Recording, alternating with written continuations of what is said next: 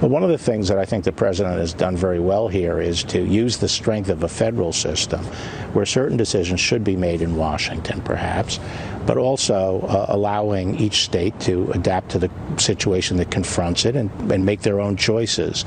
And that's a form of protecting liberty. The federal system is a form of protecting liberty, to have the government closest to the people make those decisions. So I think we do have that protection. You're right in the general sense that there is a power for the government to take extraordinary steps in genuine emergencies. That obviously creates a slippery slope. What do you call an emergency? And I am concerned that we not get into the business of declaring everything an emergency and then using these kinds of sweeping extraordinary steps. But given where we were back in March, I think the president made the right decision.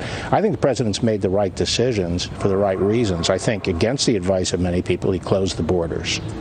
And I think when the history of this is written, that's going to have saved a lot of lives.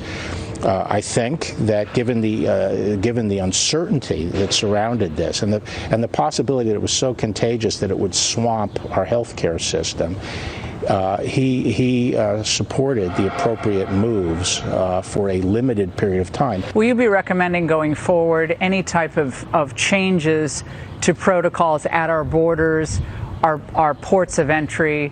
There's obviously a lot of legal implications there, health screenings of people coming into the country. Again, given the deprivation of Americans' liberties due to a virus that came, without getting into the details, but it came from a foreign entity, namely here, China. Absolutely. And I think, as horrible as this is and as tragic as it is, there are a couple of good things that could flow from this experience. And one is to once again appreciate the importance of borders and controlling who is coming into the country. I felt for a long time, as much as people talk about global warming, that the real threat to human beings are microbes and being able to control disease. And that starts with control